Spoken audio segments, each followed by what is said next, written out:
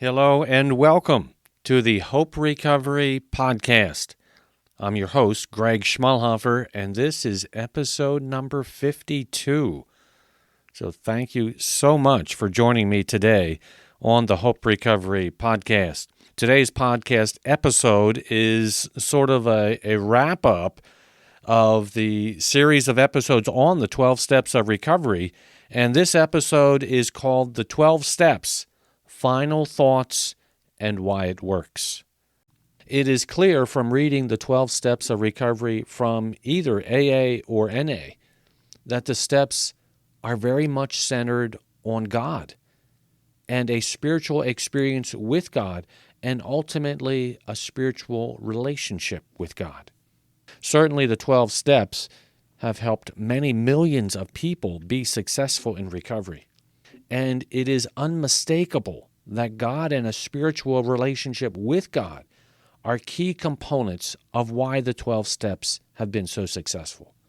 With that being the case, I encourage you to not overlook or minimize the significance of this God connection and of this spiritual component to the 12 steps, but that you seriously consider bringing God into your life and guiding you through these 12 steps, ultimately leading you to not only success in recovery, but a spiritual relationship with God as well. I'd like to suggest 4 brief points regarding the 12 steps of recovery as sort of an overview of the 12 steps, and for me, what I see as the main reasons that make it so successful and why it is so helpful for so many people to be successful in recovery and to also lead to a dramatically different life. And the first of these 4 key points of the 12 steps is that the 12 steps are more than just a recovery program. The 12 steps of recovery are an amazing recovery program, but they are much more than that. They are an amazing spiritual program as well. These 12 steps bring addicts and alcoholics and even all of us face to face with the fact that there is a God in heaven. There is a higher power, and that it is only by having a spiritual experience and a spiritual relationship with God, with this higher power, it is only then that we can really live a full and abundant life, a life with true inner peace and joy, such that when we lay our heads down at night, that we have peace and calmness in our mind and body and soul. We are no longer tortured by the painful obsession for drugs and alcohol, but we truly do have a peace and a calmness and even a joy and happiness in life. And it is all because of the 12 steps of recovery and of a spiritual relationship with God. AA speaks to this dramatic impact of the 12 steps as a spiritual program when it says on page 358, it says this: "The fact that AA is a spiritual program didn't scare me or raise any prejudice in my mind. I couldn't afford the luxury of prejudice. I had tried my way and had failed. When I joined AA, I did so for the sole purpose of getting sober and staying sober. I didn't realize I would find so much more.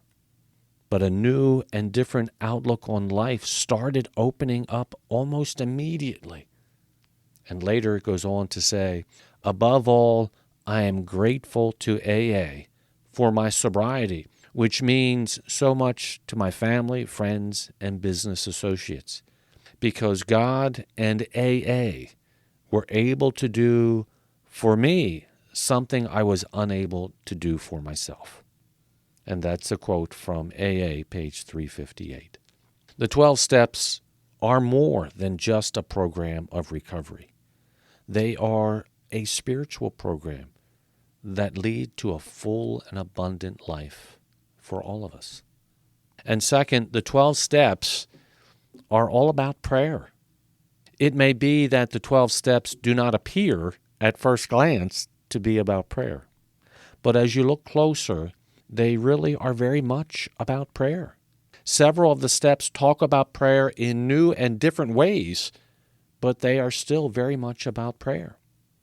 Such as comments like, we made a decision, we admitted to God, we humbly asked Him, we sought through prayer and meditation. All of these indicate prayer. Prayer to God for help in recovery, for help with relationships, and help in life. Many people will often say several of the steps as prayers each and every day, praying step 3 or step 7 or step 11, and even other steps and other prayers certainly as well. In many ways, prayers and guidance of the 12 steps are quite consistent with the Lord's Prayer, as given in Matthew chapter 6, verses 9 through 13, when the Lord teaches us to pray with these words, Our Father in heaven, hallowed be your name. Your kingdom come, your will be done on earth as it is in heaven. Give us this day our daily bread, and forgive us our debts as we forgive our debtors. And do not lead us into temptation, but deliver us from the evil one. For yours is the kingdom and the power and the glory forever. Amen. And in many ways, the Lord's Prayer is very similar to step 11, or if you will, the prayer of step 11, where both focus on God's will in our life, where step 11 says this, we sought through prayer and meditation to improve our conscious contact with God as we understood Him, praying only for knowledge of His will for us and the power to carry that out. And the third key component of the 12 steps, the third is the 12 steps are all about helping others, helping those that are still suffering with addiction. Giving back and helping others is the best defense against relapse, or if you will, the best insurance against relapse. NA speaks to this when it says on page 50, by this time, most of us realize that the only way that we can keep what was given to us is by sharing this new gift of life with the still suffering addict.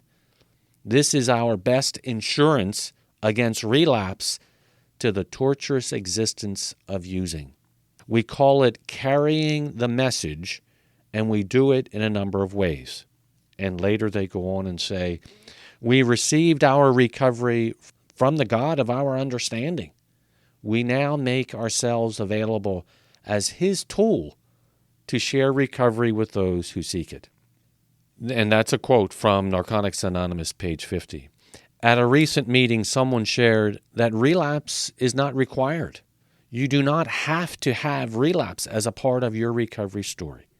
I encourage you to embrace the recovery program of the 12 steps and to embrace the spiritual program of the 12 steps. Do everything possible to be successful in recovery and leave any relapse in the past, and continue to help others that are still struggling. And that will also be your best insurance against relapse as well. And fourth, the 12 steps do not stop. They are really a new way of living. You are never really done with the 12 steps.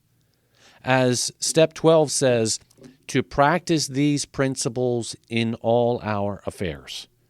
The 12 steps are an amazing recovery program and an amazing spiritual program as well.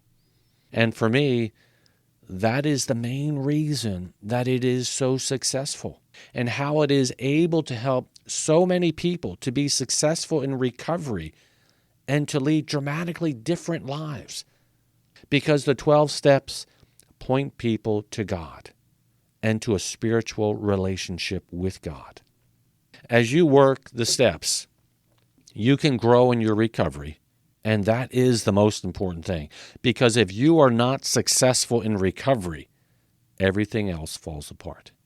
And as you continue to work the steps, you will not only grow in your recovery, but you will indeed grow in your faith and in your spiritual relationship with God. And that is where a full and abundant life comes in as you grow with God. I encourage you to continue moving forward in your recovery and to continue to work the 12 steps as a key part of your recovery and as a key part of your spiritual relationship with God as well. These 4 key principles of the 12 steps are listed then as, number 1, the 12 steps are more than just a recovery program. They are an amazing spiritual program as well. And second, the 12 steps are all about prayer. And these prayers are throughout the 12 steps. And then third, the 12 steps are all about helping others, helping those that are still suffering with addiction. And for you, that is the best insurance against relapse. And then fourth, the 12 steps do not stop. They are really a new way of living. Continue to work the steps for your recovery and for your faith. I encourage you to consider the 12 steps as much more than just a recovery program, but as a spiritual program as well.